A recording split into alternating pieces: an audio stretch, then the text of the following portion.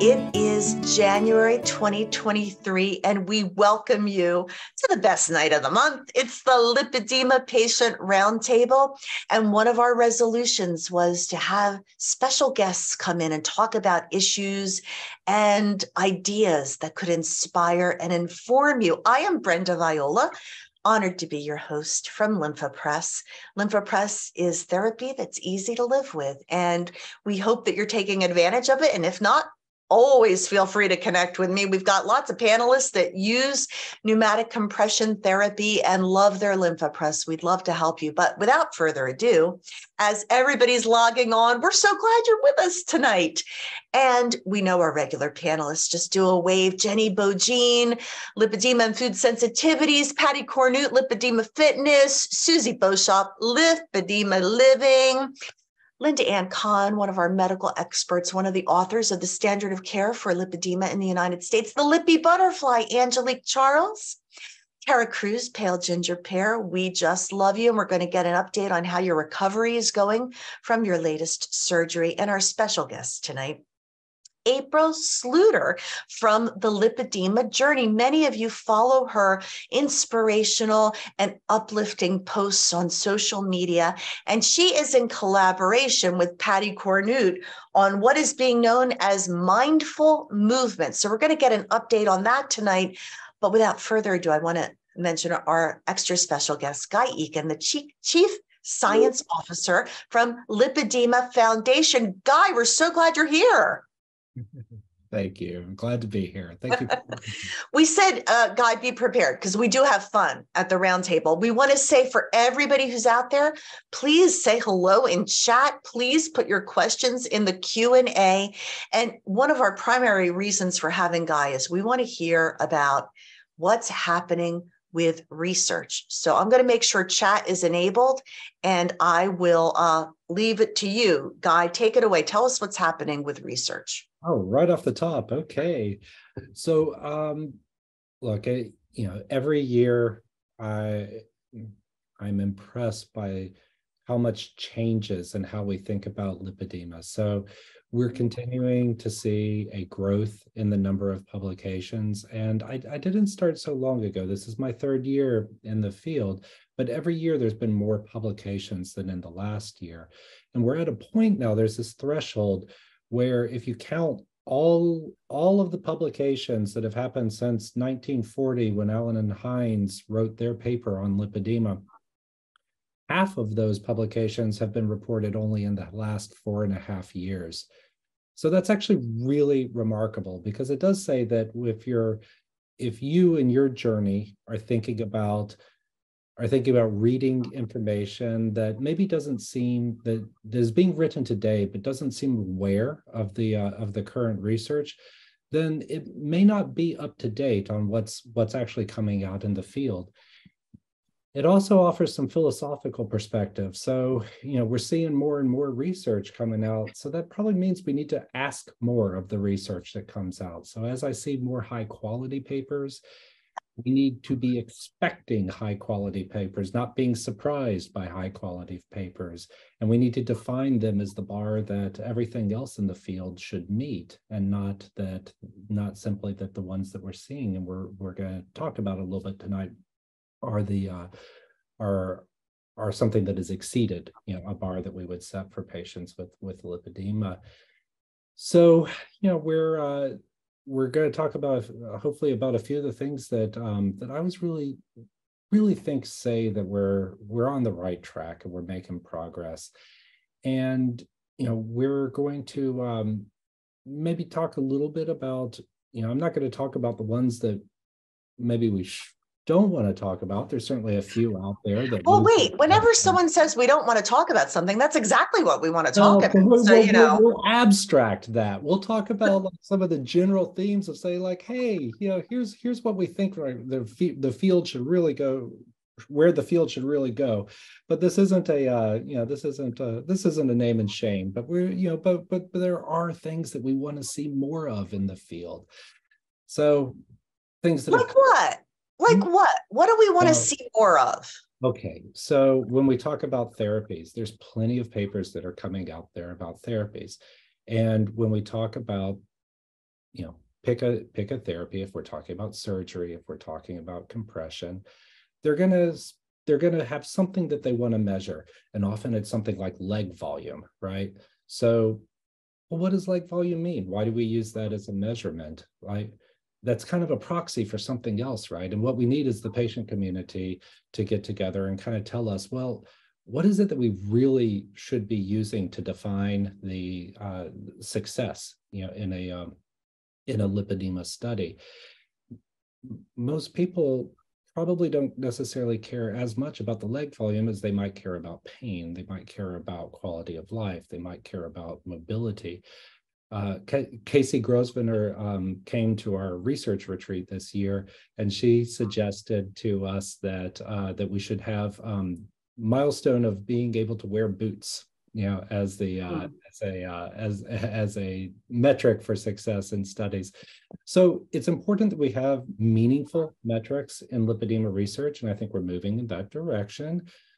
Some groups faster than others, but the other part of that is that we could talk about quality of life, and maybe we had a couple of papers this year that came out about quality of life, and it's actually something that you can measure. There's some formalized surveys essentially that people have used the precise set of questions over and over again in hundreds, thousands of research studies, and they know how people respond to these. And so we can compare someone with a particular condition to the general population and ask, well, are people with lipedema, do they have a lower quality of life? Is it about the same? And of course, the papers that are coming out, that recently and in the past are doing a good job of setting that baseline. But the next step on those measurements has to be, okay, well, what are our expectations? If a therapy comes out and it improves quality of life, if I move you up 0.1 on that scale, what does that mean to you? Is that actually something you would notice in your own life? And we really don't have that information for almost any metric that we use to study people with lipedema, is knowledge of like, well, what's that minimally clinically important difference that's necessary to say that not only has this study been a success, but it's a success that is going to have some meaning for the patients in the study. I love that. And by the way, chat is like all about the boots. Casey, thank you for bringing that up. And Lipedema Foundation, thank you for asking Casey to be there representing the patients, because to make those meaningful measurements, we need to have the patient feedback. I do want to welcome Kathy Doherty, also from Lipedema Foundation. Thank you for joining us. She is the Marketing and Communications Manager, and you have been leading an initiative we also want to talk about, which is the Bill of Rights for patients. That sounds super interesting. Let's hear about it. Sure. Well, the idea behind the Patient's Bill of Rights was that, we're frequently asked what kind of doctors we would recommend for help. And we didn't really know how to answer that question. So, just like every patient is different, so is every doctor. And, one doctor may be appropriate for one person, but not for another. So we work with patients and healthcare providers to create a guide that offers ideas, suggestions, and strategies on how to navigate the healthcare process. What should you expect from any person who says that they are ready to treat lipedema? What are some of the red flags to look for? How to avoid the biases that typically accompany weight and gender, and those type of issues that lipedema patients frequently run into. So we've got 10 patients' rights in all, and we look at everything from mental health to having realistic expectations to how to assemble a healthcare team. And, we offer resources to support those ideas. So it's like a living document. And so we'd really appreciate everybody's feedback. We just launched it a couple of weeks ago on our website. And, we'd really appreciate it if you guys could take a look at it when you get a chance and, let us know what you think and how we might be able to improve it and what resources we could add to, make it a better document and really work for everybody. Thank you. Now, I want to hear from our panel. What does this mean to you? Have you seen this Bill of Rights? Would you say it's in a draft form now that's being refined? Nope, it's the final format. We put it out. We did a blog a few weeks ago, and sent it out on the blog. And I'm going to start posting it out on social media starting tomorrow. So okay. it's final form, but we're calling it a living document because we want patients' feedback. Okay. You know, we want to hear from you guys. What do you think? Is it helpful? What can we do to make it better? It's kind of like, you know, it's just a work in progress. So we're hoping to get feedback and to really get it to something that it's really very useful to patients. Excellent. So you mentioned your website, which is lipedema.org, Yes. and I will put that in chat. And panelists, what are you thinking about this? First of all, I know how excited you've been to know that there are people really focusing on research. And then the Bill of Rights. I know how we all felt when the standard of care for lipedema in the United States was released. It's hopeful. It's good momentum. We have questions coming in, but I do want to hear from panelists. What are you thinking? Jenny, I know you said the foundation was a key to you finally getting a diagnosis and getting answers. Well, it really was. I mean, when I finally got the diagnosis and I started trolling about the web, it was one of the first places that I came across. And you know, Brenda, that I'm all about knowledge is power, especially at the beginning. It made such a huge difference to me.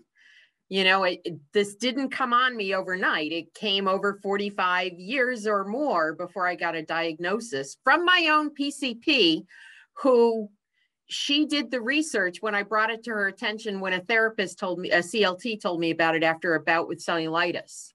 So it was huge, you know, and the work that you continue to do, when I reflect on how far things have changed, even in the past 3 years, the amount of research that has come out, the amount of information that has come out, it's mammoth compared to the last 40 years, I think. So it's huge.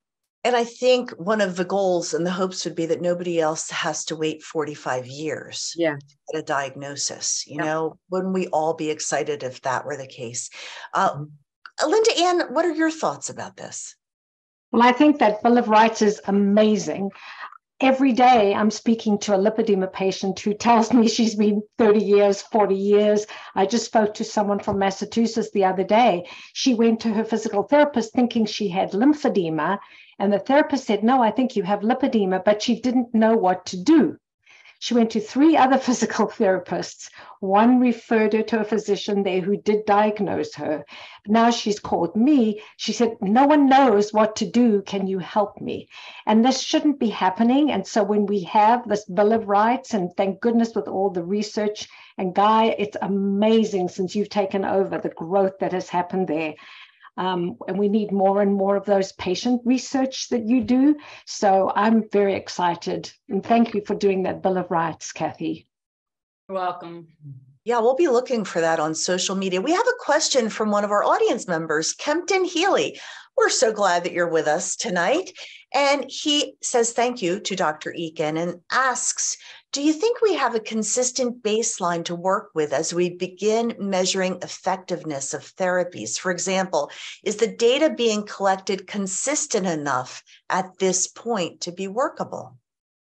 Yes, I think consistently quality of life measurements, and I mentioned certain research grade questionnaires, and there's different flavors of them. We can ask different questions to really kind of pinpoint different aspects of quality of life, but study after study have shown a reduction in the baseline quality of life in women with lipedema at different stages of lipedema, beginning even with the early stage 1. Now, you know, what I put into the chat bar is something that I think is a big issue that we have in our lipedema research community, is that because of where lipedema is being studied, because of the difficulties of getting people into lipedema studies, we have a fairly monolithic group of people in our studies. So it's often stage 2, it's often stage 3. There's a lack of racial diversity or genetic diversity in the lipedema. And we really don't have a good sense. We know that lipedema is a clinical diagnosis and that some women will have some symptoms associated with lipedema, some will have other symptoms associated with lipedema. We don't know the degree to which those really affect quality of life. So that's a place where I think if we want to get really realistic about how we're going to help people with lipedema, we have to understand that diversity of how lipedema presents in our communities, and what it is that we can do to tailor therapies to specific groups who may experience quality of life changes in different ways. Excellent. We also have a person who's in our audience who raised her hand. Cynthia Mason does ask, on the education front, what steps are being taken to educate more doctors about lipedema? Most of us have to manage this condition on our own without much medical assistance. Well, I think there's other people here who have run continuing medical education programs that, that kind of reach doctors where they are at the conferences they're at. But we know this is a problem. We know professional awareness of lipedema is not what we want it to be. There are very few specialties that actually make lipedema part of the training. I'm not going to name a name, but I was really gratified this week that one of the large professional associations reached out directly to us and said that they are actually wanting to take more of a position on lipedema and how they would train the doctors in their society about what lipedema is. And so I think we're probably, from an organized standpoint, probably at the very beginnings, but it's encouraging to recognize that more and more people know that it exists, know that they should be doing something about it, and reaching out to groups like us for some help in actually developing that coursework. So the topic of mental health has been raised briefly already. And I'm thinking, Pattie and April, that your initiative this month is really focused on helping patients with that. Why don't you tell us a little bit about it? And there's still time to get involved, isn't there? Yep. You got to give me more than yep. I April, can speak up too. Yeah, go right ahead, April. So as the year was closing out, I was thinking about what can we do to start the new year off in a positive way? How can we maybe inspire the lipedema community to think about their health, to think about their mental health, their physical health. And, I was chatting with Pattie and I said, let's do something together. Let's talk this out. What can we do? How can we collaborate? And so this is what we came up with, thinking about movement and thinking about mindfulness and how they are very, very much connected and impact each other, so the way that we think about our movement, the way that we move our bodies, how our lipedema affects that in such a big way. I mean, thinking about even like I was talking about in quality of life and metrics and what do you measure? Oh my gosh, how can you move your body? How were you able to move your body in the past and you can't anymore? And how does that affect you mentally and emotionally? And many ladies kind of give up, and it's so important to keep pushing, keep fighting, and keep finding ways to move your body that feel good and that you can continue to do. So I think that's kind of where we're coming from with all of that. And it's really made me think through a lot of my, the way that I think what I think about when I think of how I move my body on a daily basis, how I intentionally move my body. And, I've made a decision that I am choosing to move my body in ways that feel good to me and that I enjoy. And not ways that I feel like I'm supposed to, or are formal ways, whether it be dancing, whether it be biking, whether it be doing Tai Chi or whatever it is, things that make me feel good. And I think that's what we should focus on. What a fun collaboration. And how's it going with your lipedema fitness folks, Pattie? It's going well. It was quite interesting because I kind of took the point of view of adding more mindfulness to our movements and how we think about ourselves while we're moving, before we move, all those self-doubt things that can kind of come up, and how can we kind of meld them together, you know, a whole body mind kind of collaboration itself. And I know I found out early on when I started to train that it not only helped me physically, it helped me emotionally. I felt like I was fighting back. I was taking action. I was doing something, and lipedema didn't have this big control over me. I had say in some small way of what was going on in my body. Yeah. I could choose to be active and do things that made my body feel better. And when I started to do those movements, it opened up a little bit more of my range of motion, and my mobility got better. And it was this gradual climb out from almost total immobility. And it's just mind blowing to me that we can do that. And so, and to let people know, fitness is so different for everybody. It doesn't have to be, I'm going to go do this triathlon.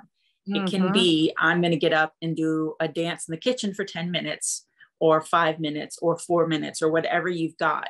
And to add that mindfulness component of that's okay. Wherever you're at, that's good. We can start right there. And just to add to that really quickly while I'm thinking about it, I think for me personally, and I'm sure that there are people who can relate, after I learned that I had lipedema, you know, and that's why I like to call it a journey, because, you know, there was a point at which I think that I didn't really make much of an effort, because it's almost like in your head, you think, what's the point? You know, I'm not really going to change this. It's always going to be here. And I think a lot of ladies do that. And there's this switch that happens when you realize that, well, you aren't doing these things and you aren't moving your body intentionally. And you're not doing those things for other people and for what they see and the outward shell of you. You're doing it for your health. You're doing it for you. And then when you realize that it's not, okay, so here's the thing. So I realized that in the past, through my life, when it came to fitness, when it came to the way that I ate, it was all about how can I change the outside, right? It honestly wasn't a lot about the health for me. It was all about how can I change the outside. But then when I realized it's not about the outside, it's about the inside. It's about my mental health, my emotional health, my physical health, and doing things that make me feel good. And that's the mental and mindfulness shift that I had to have. And so I think that eventually you get there, but it takes time. It does. I heard this little catchphrase, sanity, not vanity. And I was like, that's exactly it. You know, you get to that shift where it's not about physically how I look. It's about physically, how do I feel? There are so many people in chat saying how much they appreciate this initiative that you've done, that you've had some really thought-provoking questions. And one that really struck some of our visitors tonight was, what can I be grateful for that my body has done for me? You phrased it a little bit differently, but that Lippy Butterfly, you're smiling when you hear that. Let's talk about that for a minute. And anybody else, chat, we love what you're saying out there. It's hard to get to it all. And if you have questions, put them in the Q&A so I can separate them out. Go ahead, Lippy. I mean, you already know where my mind goes when the thought of like, what can I be grateful for? I was bedbound, I was homebound, I was living in a nursing home. But one thing that Kelly Maynard always reminds me of when we do speak again about my nutrition and stuff is that it's little baby steps. It's taking the little baby steps towards becoming you again, but also becoming like the new you, the new that you are now that you're accepting the condition and the situations that are with it. But like with that, you've got changes to like your nutrition, to your movement, to your lifestyle. accepting those and making the little changes actually helps you. Because I remember the days of doing little sit to stands off of the side of my bed.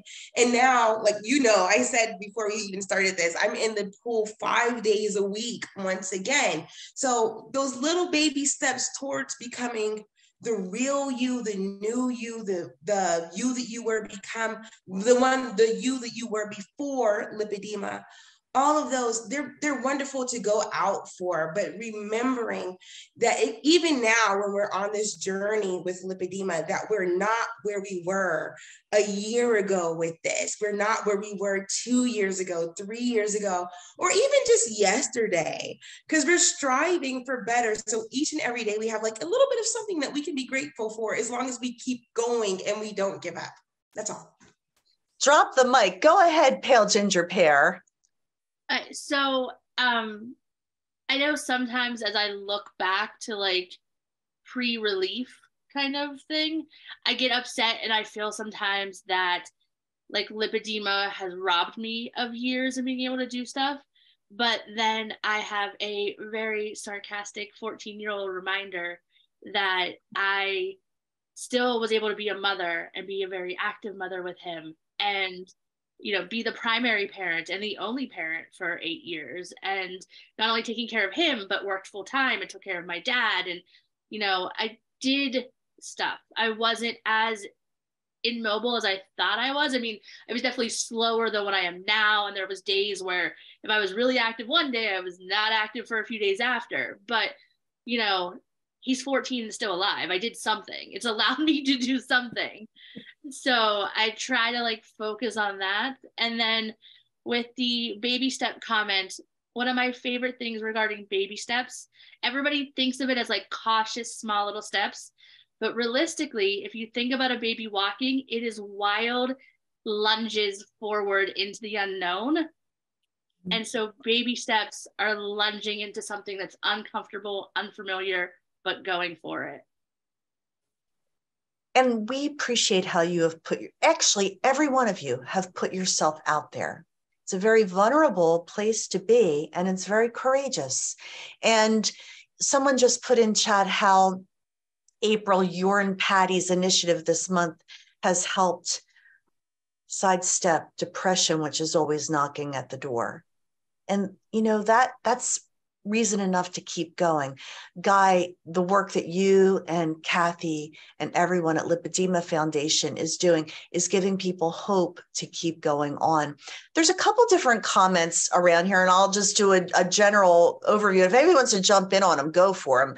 Like, not just, what about the gynecologists and the pediatricians? Wouldn't it be wonderful that they were more educated about this? We talked about doctor education, and man, if the pediatricians can know the markers to look for, then we don't have someone like Jenny Beaujean waiting 45 years for a diagnosis.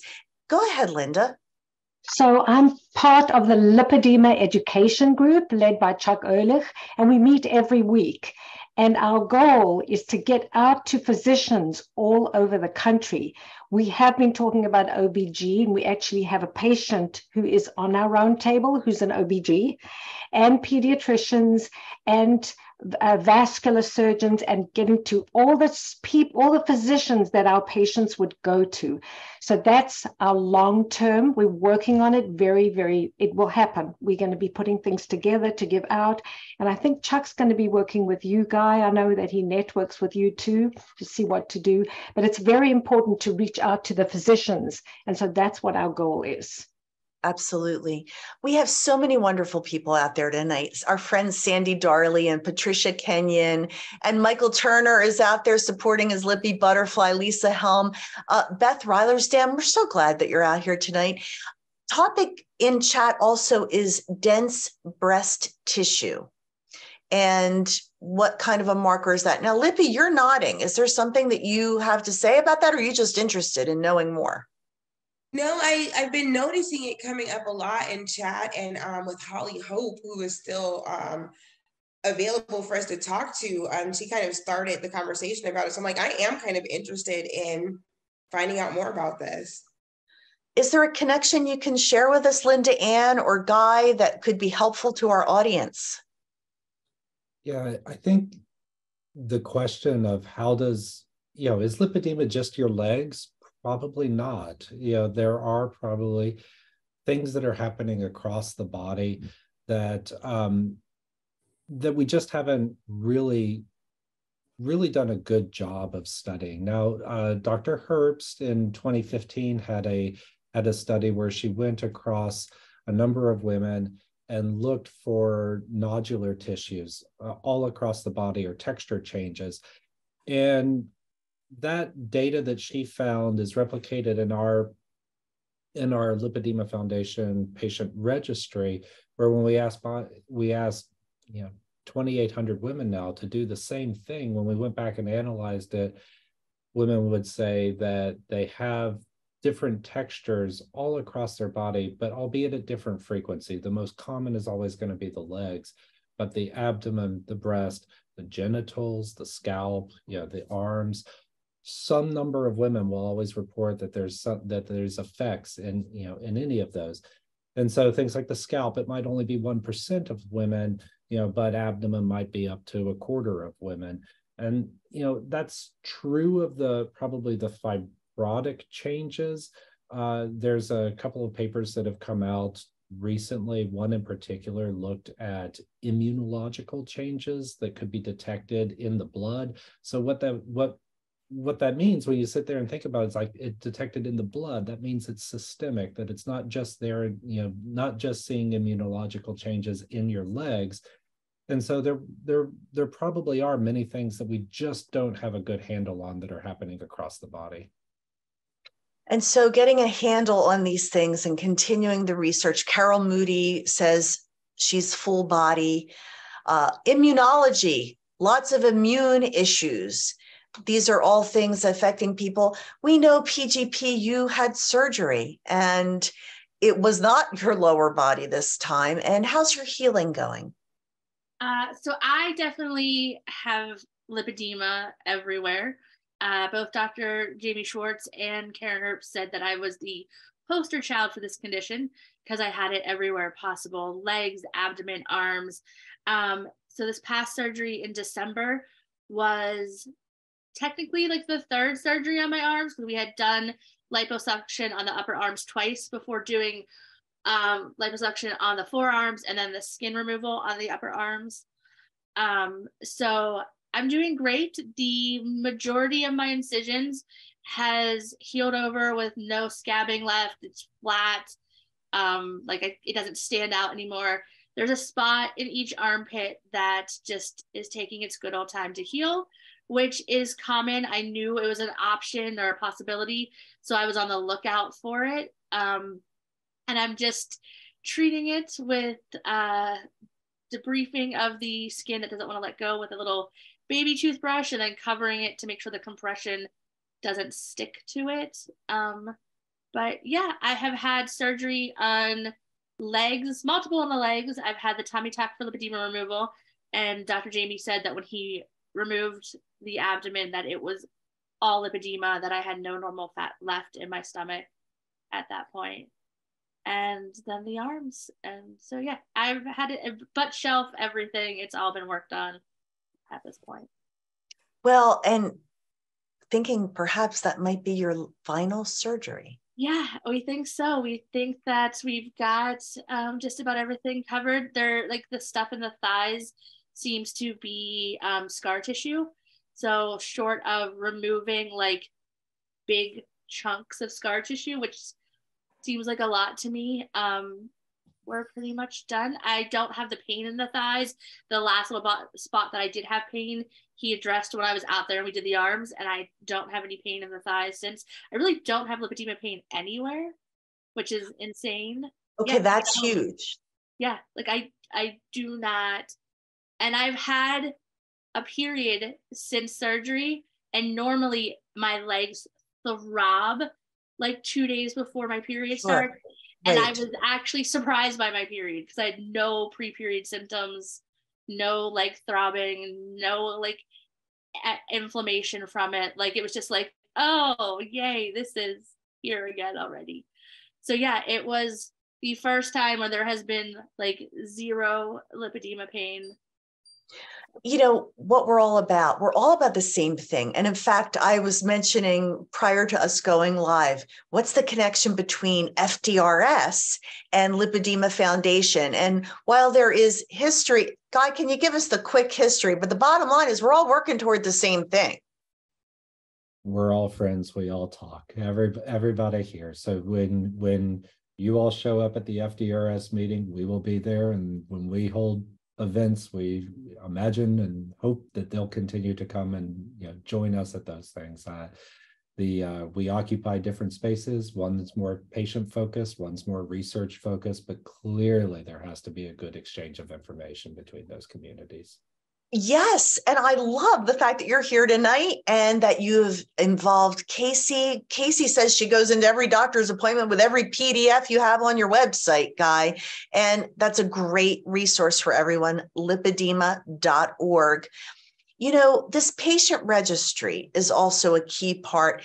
And I think what might be a hurdle for some of our participants is what kind of a time commitment is there? And is it difficult to participate in the registry?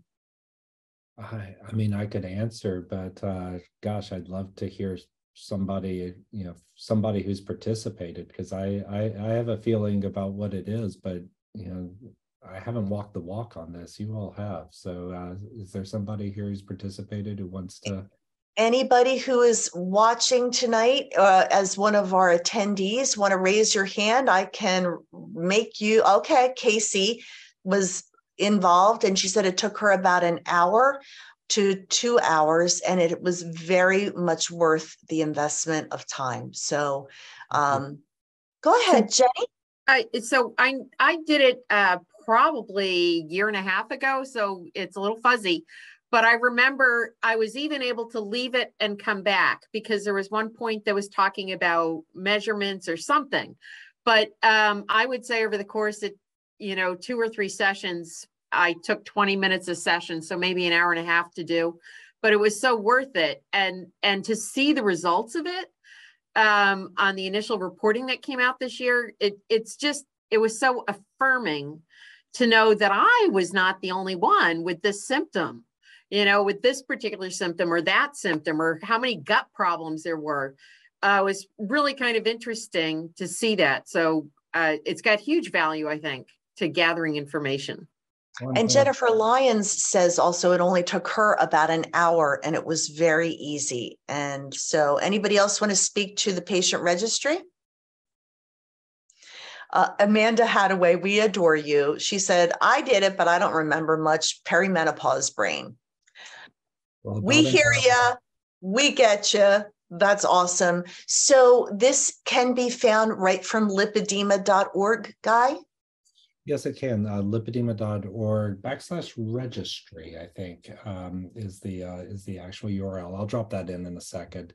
But fantastic. I think it's about an hour, and we certainly, welcome anybody to come in. We have other analyses we want to do on it, but also look for it to change a little bit. Look for us to be coming back, asking more questions in the coming months, years. Siouxie Boshoff, I loved a post that you had recently, and it was about the impact of color on your mood. Because you know what? Lipedema is a part of your lives, but it's not the only part. And there are many tools in your toolbox. Now, I always talk about Lympha Press. We've talked about red light therapy. We've talked about vibration plates. But your mood, talk about that, Siouxie. Well, from a mood standpoint, what I was talking about is feeling like crap when I go out, or so every morning when I get up, it doesn't matter whether I have to see people or not see people, I force myself to put makeup on and put myself together because I never know what may come up that day. But more recently, I have a friend who's a color specialist. She actually works with a lot of celebrities. And over Christmas, I was trying to work more on how can I, inexpensive, cheap ways to make myself feel prettier, that don't take a lot of time. Although I will tell you, bangs was not a good idea in terms of taking time. So I'm just saying it.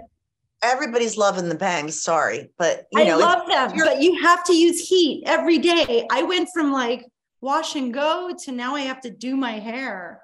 So it's fine. I still like it. I'm not going to complain, but the color, like if you're wearing the right color, it literally can lift your face, and you can even go out without makeup on if you're wearing the right color for you. So that was what I was more than anything else talking about. Yeah. My hairstylist, she was like, I said, you can talk me off the ledge with the bangs. I want to do something radical. And she goes, I will never talk you out of bangs. Bangs are awesome. She goes, it's bangs or Botox over as you get older. And I was like, that is so my funny. Consternation line, you know? Well, anyway, listen, I agree. I recently, look, this has nothing to do with the Lipedema Foundation or research or anything, but I recently, you move to a new place and you get a new hairdresser, and she made me brown. Now, brown is good for other people, but as soon as I looked in the mirror, I burst into tears because it's like, it didn't feel like me. And, you want to feel like you. Yeah. And only you know what you is, and you know. And I just put out to everybody in chat, and I will put this in the edited version that goes on YouTube. By the way, I got good news. The Lipedema channel on YouTube hit 1,000 followers and subscribers this past week, which is huge. I remember when I first said to my bosses at Lympha Press, I said, I'm learning about lipedema, and I feel like we really need to do something to support these patients. I'd like to start a roundtable. Well, nobody knew what a roundtable was back then, and nobody knew what it could be. And it's grown to be this lovely and wonderful portal where people are encouraged and enlightened. And when we hit 100 subscribers on the Lipedema channel, I thought, it's a miracle. It's awesome. And now to have 1,000. And I want you to know that I want to continue populating that channel with interviews with many of you. So we have had tonight our highest number of attendees in, I think, over a year. 60 participants tonight in our roundtable. We are so honored that you're with us. And if you want your story to be told, I would love to interview you. Please email me at bviola@lymphapress.com. I'll put that in chat. And now I'm going to turn this over to the panel because we're in our final 15 minutes. And I want to hear from you. What's the one thing you want to say to our audience tonight? And I'll start with you, April Sluder, because I know you always have a good word inside. Well, you just had to put me on the spot. Didn't even give me any time to think about it or anything. My goodness. You won't be mad at me, right? I'll try not to. Well,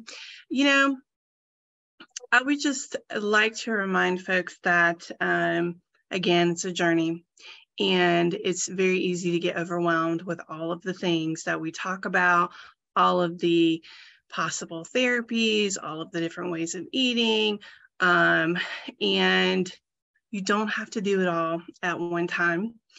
Just as has already been said, take one step at a time and see what you like, see what works, see what helps. And always remember that your mental health and your emotional health are of utmost importance. And do things that feel good, do things that make you happy. And don't get bogged down in all of the things. Don't get bogged down in all of the things. That's good advice for everyone. Linda Ann, you are so involved with so many things. Whenever I visit with you, you've just finished a webinar, you've just gone to a seminar. Is there something new that you've learned or something you want to impart to the group tonight? Well, I was at the most incredible lecture on Monday, Monday. So they were talking, Bruce Lipton, he wrote a book called The Biology of Belief. So your thoughts, your emotions, and your beliefs influence every part of your biology all the time. even possibly your DNA. So listen to what all these beautiful people are saying. Tune into yourself, put your hand on your heart and say, heart, what do I want to do? And listen and be mindful and be present and know that those thoughts are going to help everything in your body. That's really good advice. I love that. What about you, Siouxsie? What do you want to leave people with tonight? Well, I've done a lot of soul searching moving into this new year. And what I sat down with and what I wrote for my big thing, because I'm doing a lot of really big changes in my life right now. And I decided to really go full bore on bring nothing in your life that doesn't bring value or joy. Nothing. And if it doesn't bring me closer to a better life or bring me joy, it's gone. And if it's already in my house or in my life, it's gone. This means people, this means stuff in my house, all of it, because those little things that steal your joy that you don't realize are stealing your joy, it's very hard to focus on becoming the best version of you if you're surrounded by muck. So I just started very shamelessly going through my stuff and getting rid of stuff. I'm like, this doesn't bring me joy and it doesn't bring me value. That person, every time I get off the phone with them, I feel a little bummed out. Bye. Like literally, and it's been so therapeutic. It's empowering to edit the energy vampires from our life. Yes. Yeah. I've been learning that too. That's really good stuff, Siouxsie. All right, Jenny Beaujean, you're on. So, Pattie, you had said something about the freak show. Live your freak show. Was that it? Anyhow, I love that. Oh, say it, Pattie. Say it exactly as you said it, because it was really good. And let your freak flag fly. That's it. So here's the thing. You know, I've been thinking on that a little bit these past couple of days. I'm not good at journaling, but I'm really good at thinking. You know, trust yourself to tell your own story. You know, it doesn't matter. My life is my life, you know, so I haven't taken nifty vacations all the time everywhere. You know, I don't have people surrounding me all the time, but I have my own story that I'm living and I embrace it. And kind of it comes through. But I think people often don't trust to tell their own story and are always trying to strive to tell somebody else's story in their own life. And it just doesn't work, you know? And when Pattie was talking about letting the freak flag fly, it really kind of struck me that that's what it is. Just be yourself. You know, it doesn't matter. So there's where I'm at this month. I love it. I'm so glad you brought that up because I remember seeing it on social and thinking, oh, that's really good. Thank you for bringing that up. Okay, Lippy Butterfly. I was kind of thinking along the lines of what Jenny was just saying, which is be your authentic self. I think you guys have really kind of been here for the journey of growing to like the fact that I love and I sound like it's who I am.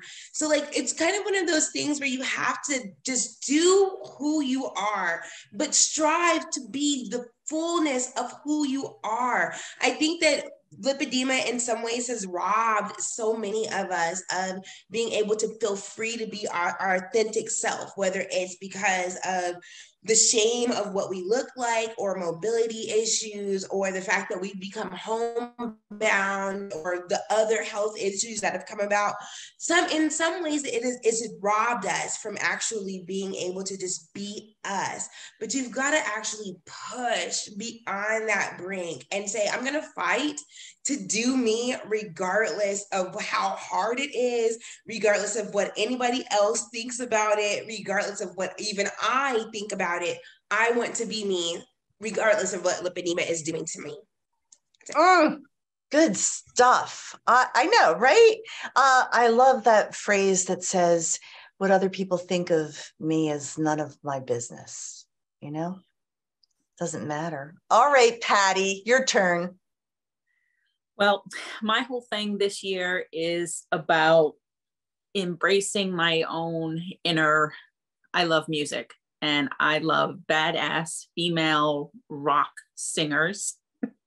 And I found myself just going down the rabbit hole, listening to this Heart song and listening to this Pat Benatar song, listening to all these songs. And I started hearing the lyric in a different way, like singing it to myself instead of towards somebody else. Ooh. And so I'm writing my own song. I'm writing my own album. I'm going to do a concert all within me. I'm not going out on the road or anything because I don't sing well, but that energy that, you know, you get that song that just you're singing at the top of your lungs when you're in the car.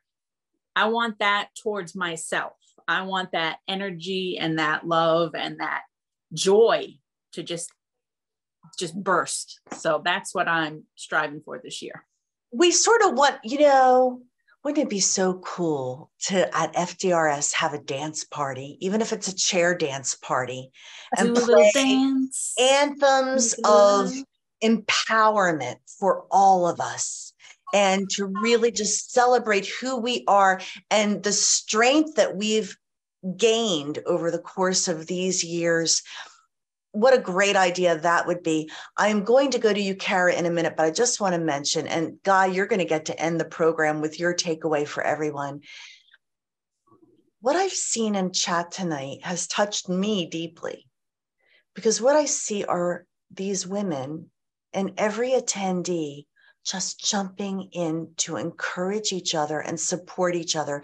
For those of you who only watch the replay or the YouTube video, you're missing something that is equally powerful as the words we are all saying. It is this community backing each other up. Everybody checks their ego at the door, and everybody just brings the love and the support. And that's the forum that we built here. And we're so proud of that. That's the basis of this lipedema patient roundtable. And I just want to applaud everyone, from Jen Sefton to Catherine Volpe to one of our sweet visitors tonight who said, this is exactly what I needed. Wonderful. By the way, one question before I go to you for your takeaway, PGP. Is there a list of lipedema doctors in each state? She is in Dallas and cannot find a doctor educated in lipedema. Can anybody answer that question for Jean real quick? I just put something into the chat, but one of the things that I think is a simple hack is talking to the physical therapist community, finding your CLT certified, which are your lymphatic therapists. They will know the doctors in that region that are diagnosing lipedema and can direct you to those. Even if they're not going to, you know, be your provider, they should be able to do that. So that's great advice. So go Google CLT and physical. Yeah. I would even go, because sometimes it's even hard to find a CLT, but I finally figured out that most hospital outpatient therapy centers have a CLT because of the breast cancer treatment. And most of those are at least familiar with lipedema and can get you to that doctor. Excellent. Good. That was a really good and important nugget I wanted everybody to hear. Okay. PGP, what's your takeaway for everyone tonight? So my takeaway is a little bit different. For anybody hesitating about coming to FDRS, don't. It is like a giant girls' weekend where we all have fun together. Nobody is going to judge you there. There was walkers, there was wheelchairs, there was bikes, there was all kind of mobility aids. There was all of us helping each other up out of chairs and moving around. There's a variety of ages. It is just a great time to be with a group of people that understand what you're dealing with, and to join us this year. That's a great commercial. And I do think there's a dance party in our future. And Casey, you are so funny. You're like, it'll be all the girls and Guy. So with that, Guy, bring it on home. Give us some takeaways. What do you want people to know about Lipedema Foundation? Oh, by the way, Kathy, is there anything you wanted to say before I throw to Guy? The only thing that I would say is for myself is for this year, I'm going to work on self-acceptance and just accepting that I have this condition and figuring out, you know, how to make a a good life for myself. So that's it for me. That's beautiful. We love that. That's a great takeaway. There was chat also about a video involving EDS. Holly Hope, keep us posted on that, Holly, and we will definitely maybe invite you to join us at an upcoming roundtable to talk about it. We'd love to hear more about that. Okay, you're on, Guy, for reals now. Oh, gosh. I mean, so lipedema, as you all know, is a journey. You can't do it alone. You know, reach out to us. I don't want anything that we're doing to seem like an ivory tower. If research is confusing to you, engage with us on social media. We'll try to break down anything we can. Engage with us at FDRS. I think as far as, you know, a lot of inspiring messages tonight, but we all have our gifts, we all have our challenges. And, you know, one of the things that I try to walk away with is, how do you channel both of those into helping other people? And so that, you know, is really just the theme of everything that everyone here is doing, is taking the skills they have and the challenges that they're overcoming and trying to help one another. So if we can keep doing all that together, there's going to be a lot of health that we can help each other with. Well said. We're so really glad that you were with us tonight, Guy and Kathy and April and all of our regular panelists. And we've started a new series on the Lympha Press YouTube channel, and it's called the Leadership Series, where we're doing interviews with people that are devoting their lives to research and education and breakthroughs in the worlds of lymphedema, lipedema, CVI, and wounds. And I interviewed Kathleen Lisson this past week. She is a renowned CLT. And in fact, she is going to be a guest at our roundtable. She said she would be our Valentine in February. So she will join our panel for 1 month next month. And she talked about alchemy. She got into lymphedema therapy because her mom had breast cancer. And she wanted to help. And so she wanted to learn how to massage. And then that led to learning how to be a lymphedema therapist. And she is a leader in the field. She was one of the authors of the Standard of Care. And she said, it's alchemy. The pain of my mother's diagnosis and illness was the lead. But the fact that it caused me to find a life path that would help out so many other people is the gold. And I think that you are all alchemists in your own way. You have turned the lead that was handed to you and turned it into gold. And I honor all of you for your journeys. And I wish you all well. And we will see you next month, the third Wednesday of the month, 8 p.m. Eastern Standard Time. Regular panelists and Kathleen Lisson will be our special guest. So with that, good night, everybody. We appreciate you. We'll see you next month. Thanks. Bye-bye.